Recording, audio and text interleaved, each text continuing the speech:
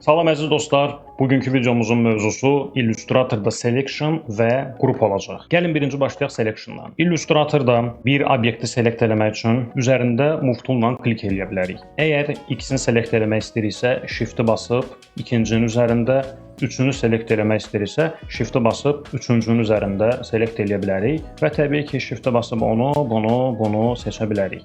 Əgər bir düz xətt üzərində selection eləmək istəyirəmsə, move tool aləti ilə xəyali bir düzbucaqlı çəkirəm və o düzbucağının əhatə dairəsinə hansı düşürsə, hop, onu seçir.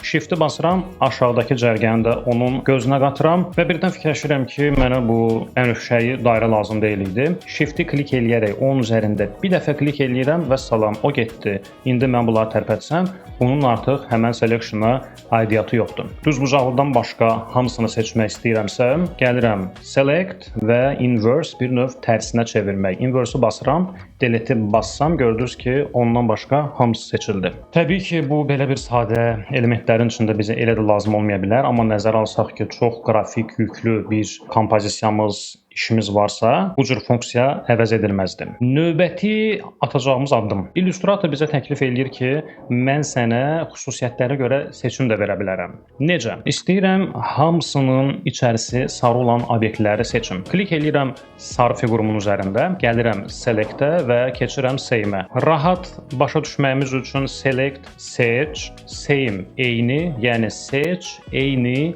fill color içərisində rəngi eyni olanları klik eləyirəm və fikir verdinizsə hansının içi sarı idisə hamısını mənim üçün seçdi. Tutaq ki, hansının stroku qırmızıdırsa, onları zəhmət olmasa mənim üçün seç. Orientir olan obyektimi seçirəm, select, same və buradan seçirik stroke color. Və salam seçdi, fikir verin hansının stroku qırmızı idisə, onu mənim üçün seçdi.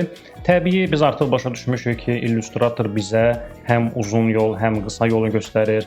Bunun qısa yolu hardadır? Göy rəngləri seçmək istəyirəmsə, bunun qısa yolu bu yuxarıda option barda. Gördüyünüz bu iconun yanında bir dənə ox işarəsi var. Bura klik eləyirəm. Buradan seçimimi eləyirəm.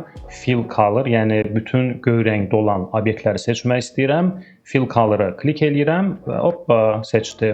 Bir dəfə o seçimi vermişəm deyənə, ancaq bənövşəkləri istəyirəmsə, klik eləyirəm və bütün bənövşəyi olan fiqurlarımı seçdim. Bir dənə də burada maraqlı funksiya var. Strokun qalınlığına görə seçmək. Burada məndə bəzi strokların o birisilərə baxanda qalındır. Bu.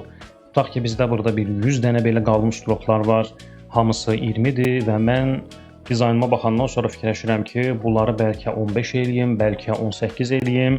Elə olan halda seçirəm hansını dəyişmək istəyirəmsə, yəni hansı göstəricini dəyişmək istəyirəmsə, gəlirəm bura və seçirəm stroke weight, yəni eyni stroke qalınlığı olanları klik eləyirik və fikir verin, fərqli rənglərdə olsalar da Illustrator mənə eyni qalınlıqda olan shape-lərimi seçdi.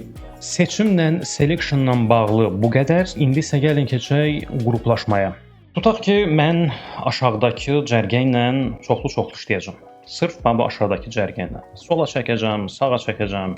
Gedib burada nəsə işləyəcəm, sonra təzədən qayıdacam. Yenidən bu xətti çəkməmək üçün və yaxud da ki, shift-lə bax, bunları hər dəfə seçməmək üçün Illustrator deyir ki, mən sənə qrup funksiyası təklif edirəm. O da necədir? Nələri qrupa salmaq istəyirəmsə, nələrin bir yerdə hərəkət eləməyini istəyirəmsə, seçirəm həmən shape-lərimi, sağ düyməni klik eləyirəm və qrup. Bunu qruplaşdırıram. Qıraqda klik elədim ki, əmin olun bu məndə qrupun içindədir yoxsa yox. Qrupun içinə daxil istənilən formanın üzərində klik eləsək, fikir verirsinizsə, bunlar artıq ikisi də, dördü də hamısı bir yerdə hərəkət eləyirlər. Qrupu yaratdıq, indi gəlin biz bu qrupu dağıdaq. Sağ klik və ungroup. Əla. Hər dəfə sağ düyməni basmamaq üçün gəlin bunun shortcutını bir dəfəlik yadımızda saxlayaq. Olduqca asandır. Qrup sözündəki G hərfi, yuxarıdakı bu 2 dənə cərgəni seçirik. Ctrl-G və yaxud da ki, Command-G qrupun içinə saldıq. Tərpətdik, bəli, bu bizdə qrupdur və qrupu dağıtmaq üçün Ctrl-Shift-G, Mac üçün Command-Shift-G qrupumuzu dağıtdıq. Fikir verirsinizsə, əla. İndi gəlin biz bütün bu görüntümüzü qrup halına salaq. İşlədik, sağa, sola çəkdik, ora apardıq, bura apardıq və birdən fikirləşirik ki, mən bu qrupun içində nəsə bir qrupun daxilində bir redaktör eləmək istəyirəm. Onda nə edəcəyik? Təzədən bunu Command-Shift-G ungrup eləyək. Edit eləyəndən sonra yenidən qrup eləməyə ehtiyac yoxdur. Biz qrupun içinə daxil olacağıq və həyatımıza yeni bir anlayış girir. Isolated mode, izolyasiya rejimi deyək. Yəni mən bu qrupu dağıtmadan 2 dəfə qapını döyürəm, yəni double click 2 dəfə qapını döydüm. Yuxarıda gördüyünüz kimi belə bir izolyasiyanın naviqasiyası çıxdı. İzolyasiyanın naviqasiyası. Qrupumun içində fikir verirsinizsə, istədiyim formanı, yerini dəyişdim, götürdüm, kiçiltdim və s. Bunu belə, bunu çıxartdıq bunun üstünə və escape-i basıram və yaxud da ki, kənarda double click basıram. Fikir verdinizsə, yenə də qrupum yerindədir və mən qrupumun içində istədiyim dəyişiklikləri elədim. Qruplaşma ilə bağlı bu qədər gələn dərslərdə görüşək.